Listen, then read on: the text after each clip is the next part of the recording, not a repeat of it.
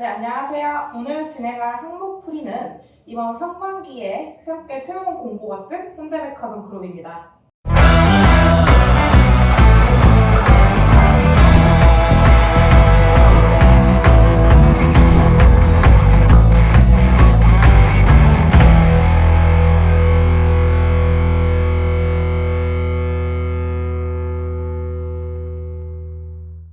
제가 진행할 항목풀이는 5번 문항인데요. 이 문항은 묻고 있는 바가 세 가지입니다. 첫 번째로 현대백화점, 면세점, 홈쇼핑, 그리고 현대식품관 토움 등 현대백화점 그룹들이 지금 시행하고 있는 다양한 서비스와 사업들을 지원자 여러분들께서 직접 사용하시고 느끼신 장점을 기재해달라는 요청사항이 있습니다. 이와 대비되는 단점 역시 적어주시고 그러한 단점을 개선할 수 있는 지원자 여러분들의 다양한 아이디어 역시 기재해달라는 요청사항이 있습니다. 그렇기 때문에 이 항목의 프레임워크도 그냥 이 항목이 묻고 있는 요청사항 순서대로 적으시면 될 것 같습니다. 가장 첫 번째로 장점을 기재해주시고 두 번째로는 단점, 마지막으로는 해당 단점을 극복할 수 있는 지원자 여러분들의 아이디어를 자유롭게 기재해주시면 됩니다. 근데 이 아이디어를 떠올리는 것이 사실은 엄청 어려운 일이잖아요. 1번부터 4번까지의 문항은 대부분 경험을 묻고 있는 문항이기 때문에 자소서를 많이 기재해주신 뒷등이 여러분들께서 보다 수월하게 작성해 주셨을 거라고 생각을 해요. 하지만 이 마지막 5번 문항에 대한 인사이트를 발굴하기 위해서 저는 여러분들이 그 유통 트렌드 그리고 현대백화점이 흘러가고 있는 방향성을 바라볼 수 있는 관점들을 설명해 드리려고 합니다. 제가 제시해드리고 싶은 이 인사이트 발굴 방향성은 유통업계의 트렌드의 관점에서 인사이트를 발굴해가는 방법을 추천드리고 싶어요. 그래서 제가 현 시점에서 유통 트렌드 8가지를 뽑아왔는데요. 우선 첫 번째로는 코로나 이후 오프라인 채널의 회복입니다. 두 번째로는 옴니 채널의 활성화, 세 번째로는 ESG 경영의 강화, 네 번째로는 메타버스라는 기회를 새롭게 기업들이 모색하고 있는 현황에 대해서 말씀드리려고 합니다. 이 외에도 4가지 추가적인 트렌드가 있는데요. 다섯 번째로는 공급망의 위기를 극복하기 위해서 기업들이 현재 기울이고 있는 노력들에 대해서 말씀드리려고 합니다. 다섯 번째는 충성 고객을 락인하기 위해서 지금 현재 기업들이 펼치고 있는 다양한 서비스들. 여섯 번째는 온라인 플랫폼 기업들이 현재 식품 시장으로 진입하고 있는데 어떻게 식품 시장에 진입하고 있는지 그 방향성에 대해서 말씀드리도록 하겠습니다. 마지막으로는 중고 시장의 성장과 그리고 반품 서비스의 활성화에 대해서 말씀드리고 싶습니다. 일단 첫 번째로는 오프라인의 회복인데요. 익히 여러 가지 뉴스나 매체들을 통해서 코로나 이후 오프라인 채널이 다시 활성화되고 있다는 다양한 소식들을 들었을 것이라 생각을 합니다. 저는 오프라인 채널을 통해서 소비자들이 느끼고 싶은 것이 무엇일까? 이런 점을 고민을 해보았고 실질적인 자료도 찾아봤는데요. 일단 가장 첫 번째로 소비자들은 오프라인 채널 속에서 체험형 요소들을 경험하고 싶다고 응답하였습니다. 그리고 두 번째로는 일상 회복에 따라서 자연스럽게 매출이 증대하였다고 응답을 하셨는데 이 두 번째 통계치를 통해서 여러분들의 인사이트를 발굴하기에는 쉽지 않을 거라고 생각을 해요. 그래서 저는 세 번째, 네 번째, 그리고 다섯 번째적인 이유에 대해서 여러분들이 주목을 하셨으면 좋을 것 같은데 일단 부피가 큰 제품, 아니면 오프라인 채널에서만 구매할 수 있는 한정적인 제품 이런 제품들을 구매하고 싶어서 소비자들은 오프라인 채널을 고집한다고 해요. 그리고 다섯 번째로는 온라인과 오프라인 채널을 모두 비교할 수 있는 소비자 입장에서 가격이 보다 저렴한 채널을 선택하고 싶다라는 응답이 마지막으로 나왔습니다. 그리고 두 번째는 옴니 채널의 활성화인데요. 이 옴니 채널이 과연 정확히 무엇일까라는 지원자 여러분들의 고민이 있을 수도 있습니다. 저는 단적으로 옴니 채널이랑 지금 현재 CJ 올리브영이 제공하고 있는 오늘 드림 서비스를 예시로 말씀드리고 싶은데요. 이 오늘 드림 서비스가 모바일 앱으로 자기가 구매하고 싶은 상품을 주문을 하면 이 오프라인 매장에서 해당 제품을 픽업해 나갈 수 있는 서비스를 의미합니다. 이렇듯 옴니 채널은 온라인과 오프라인 채널 모두를 결합해서 서비스를 제공해주는 것을 의미하는데요. 많은 기업들이 이 옴니 채널을 활성화시키기 위해서 약 69%의 기업들이 노력을 기울이고 있다고 해요. 그리고 세 번째로는 ESG 경영의 강화인데요.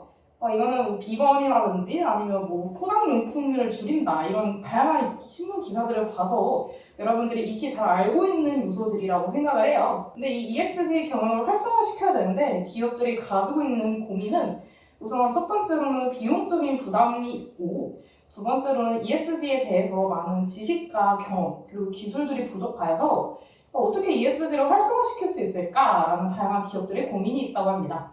이런 고민들을 해결할 수 있는 지원자 여러분들의 다양한 아이디어를 자소서에 기재해 주시면 좋은 평가를 받을 수 있을 거라 생각합니다.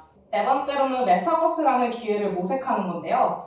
이제 메타버스 한물 가지 않았어? 라는 여러분들의 생각이 있을 수도 있지만 기업 입장에서는 이 메타버스를 젠지 세대라는 미래 세대를 사로잡기 위해서 활용하고 싶어 해요.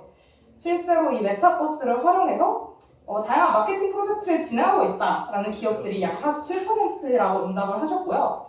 잠재적인 사업 기회로서 메타버스를 긍정적으로 고려하고 있다는 응답 역시 47%로 나타냈습니다. 다섯 번째는 공급망의 위기 극복인데요. 현재 전쟁으로 인해서 다양한 식자재들에 대한 공급망의 위기가 몰아오자 기업들 역시 안전재고를 어떻게 확보할지, 더 나아가 소요 예측 기간을 어떻게 장기화할지 고민들을 하고 있습니다. 이 재고가 부족하고 그리고 재고를 보관할 수 있는 기간이 점점 늘어가면 기업 입장에서는 이건 비용이거든요. 더불어서 재고 기간이 점점 길어나가면 수익 역시 즉각적으로 뽑아낼 수 없기 때문에 이건 기업 입장에서는 굉장히 큰 악재입니다. 그리고 여섯 번째는 충성 고객을 낙인할 수 있는 전략인데요. 현재 온라인 플랫폼의 성장함에 따라 오프라인 채널을 이용하려는 고객들이 온라인으로 가고 있어요. 이 온라인 플랫폼이 주로 미는 전략이 가격 최저가 전략인데 모든 플랫폼들이 가격 최저가를 주장하다 보니 고객 입장에서는 가격을 비교하기 굉장히 쉬운 환경이 되었거든요. 그만큼 고객 이탈률 그리고 고객을 빼앗고 그리고 빼앗기는 환경이 너무 잘 구성이 되어 있기 때문에 이 온라인 플랫폼들은 유료 멤버십이라는 서비스를 새롭게 출시하였습니다. 미리 돈을 지불하는 형식의 서비스로서 소비자들의 손실 회피 성향을 깊게 파고든 마케팅 전략의 일종이라고 바라볼 수 있죠. 그리고 일곱 번째는 온라인 플랫폼의 식품 시장 진출입니다. 코로나로 외부 활동, 심지어 오프라인 현장을 이용할 수 있는 기회가 줄어들자 이 소비자들은 온라인에서 식품을 구매하기 시작하였어요. 그렇기 때문에 유통업계 역시 오프라인 정보망을 활용한 배송 그리고 대형마트의 신선제품 소싱 능력을 활용하여서 이 온라인을 이용하는 소비자들을 공략하기 시작하였습니다. 그리고 마지막으로는 중고와 반품 시장의 새로운 성장입니다. 이게 과연 무엇일까라고 생각하시는 지원자들이 있을 텐데 단순히 중고 시장에 미친 듯이 성장하거나 이런 것이 아니라 반품이나 2월 상품들을 모아놔서 그 상품들을 조금 저렴한 가격 그리고 할인율이 많이 적용된 형식으로 상품을 판매하는 서비스를 의미를 해요. 실제로 11번가 역시 리퍼블리라는 전문가를 새롭게 오픈함으로써 반품과 2월 상품들을 새롭게 판매하는 형식을 고수하고 있습니다. 네, 그러면 이제 이 해당 관점들을 활용하여 현대백화점, 면세점, 홈쇼핑의 장단점을 분석해 보도록 하겠습니다. 가장 먼저 현대백화점의 장단점을 말씀드려 볼게요. 저는 1번 오프라인 회복이라는 관점 아래 현대백화점의 장점을 설명드리도록 하겠습니다. 일단 첫 번째로 현대백화점은 차별화된 쇼핑 공간을 제공하고 있습니다. 일단 더현대 서울을 예시로 들자면 마치 백화점 공간을 도심 속에 있는 공간으로 규정짓는 것이 아니라 자연 공간을 백화점 안에 그대로 담아놓은 모습을 볼 수 있었습니다. 두 번째로는 높은 층고 그리고 기둥을 모두 없애는 전략을 통해서 막혀있는 답답함이 아니라 탁 트여있는 개방감 있는 공간을 연출하고 있음을 볼 수 있었습니다. 마지막으로는 새로운 브랜드의 발굴인데요. 기존의 백화점에서 볼 수 있는 형식적이고 전통적인 브랜드가 아니라 MZ세대들이 좋아할 만한 새로운 명품 브랜드들을 다수 입점시킨 것으로 봐 백화점이라는 공간을 새롭게 리뉴얼한 모습을 볼 수 있었습니다. 그리고 두 번째로는 체험형 요소를 강화시킨 건데요.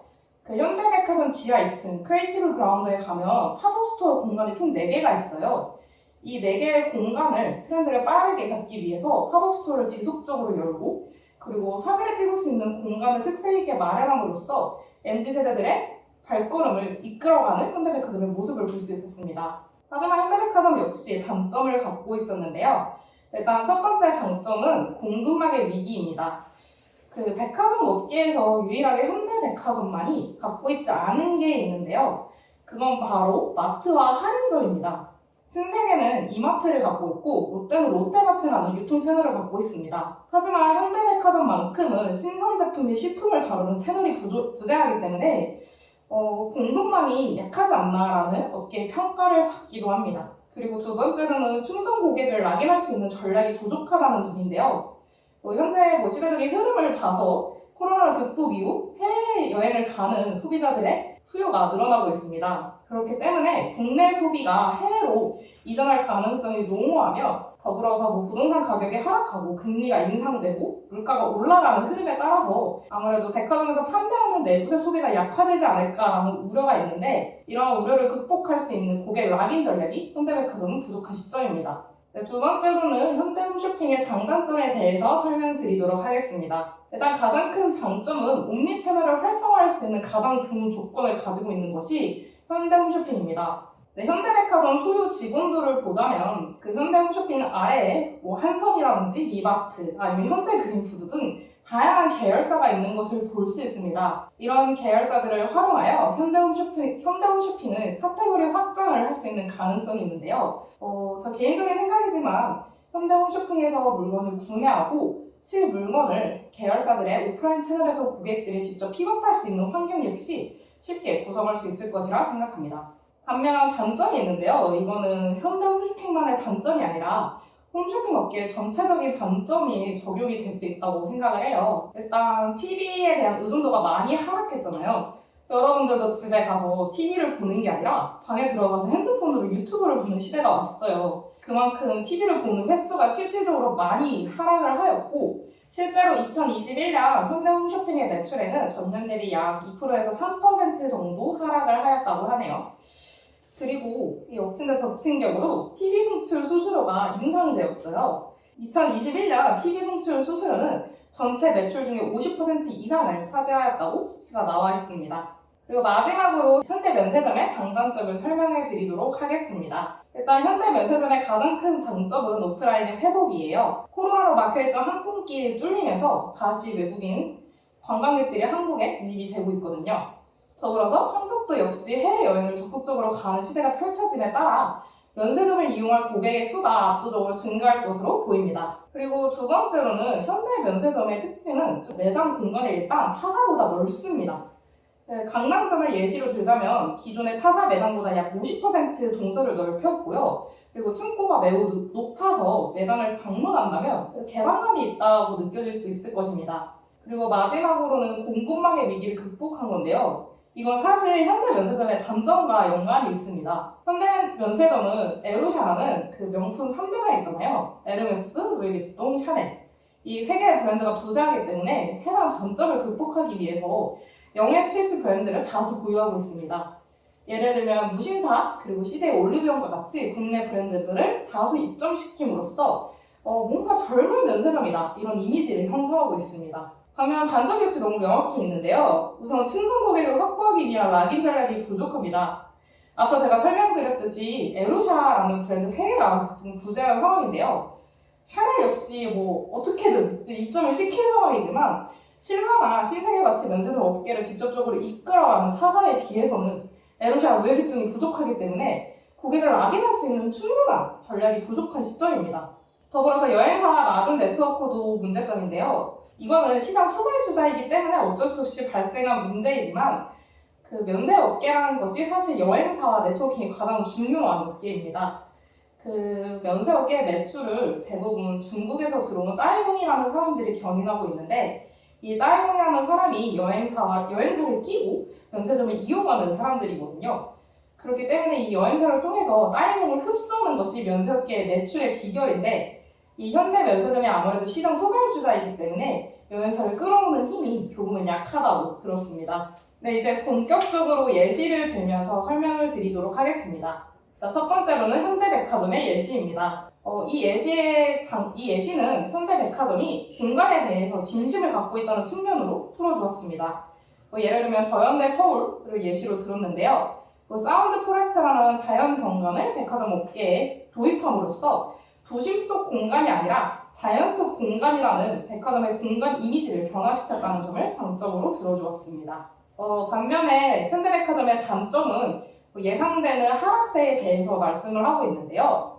일단 금리 인상, 부동산 가격 하락 등으로 소비가 위축되는 현황 속에서 고객을 락인할 수 있는 전략이 필요하지 않을까라는 의문점을 제기하면서 해당 단점을 극복할 수 있는 전략으로 MZ세대 전용 정기 회원권이라는 새로운 아이디어를 제시해 주었습니다. 두 번째 예시는 현대 면세점인데요. 현대 면세점의 장점을 두 가지로 분류하여 제시해 주었어요. 일단 첫 번째는 트렌드를 반영한 브랜드 입점이라고 말씀을 해주셨는데요. 시대 올리브영, 무신사 등 영예 스트리트 패션 카테고리를 집중하고 있고 확장하고 있는 모습이 현대 면세점의 장점이라고 기재해 주셨습니다. 두 번째 장점은 공간의 차별성인데요. 현대 면세점 강남점을 예시로 들면서 동선이 넓은 점, 그리고 층고를 높였다는 점에서 고객 쇼핑 경험을 편리하게 하지 않았나 라는 생각을 제시해 주었습니다. 반면 단점은 따이공에 의존하는 매출 구조 자체를 단점으로 제시해 주었는데요. 이러한 단점을 극복하기 위해서 내국인 고객들을 위한 차별화된 서비스를 진행하는 것이 어떻냐라는 아이디어를 제안해 주었습니다. 마지막으로 현대 홈쇼핑 예시인데요. 현대 홈쇼핑의 장점을 옴니 채널을 완성시킬 수 있는 가장 편리한 구조를 가지고 있다는 점을 제시해 주셨고, 단점으로는 홈쇼핑 자체의 위기인 TV 의존도의 하락세라는 것을 제시해 주었습니다. 이러한 하락세를 극복하기 위해서 현대 홈쇼핑의 온라인 채널을 활성화해야 한다고 말씀해 주셨고, 그 방안으로는 H몰에 대한 개선점을 제안해 주셨습니다. 더 많은 예시와 그리고 더 많은 정보는 저희 457D 홈페이지에서 확인해 주시면 될 것 같습니다. 그럼 자소서 열심히 쓰시고 좋은 결과 있으시길 바라겠습니다. 감사합니다.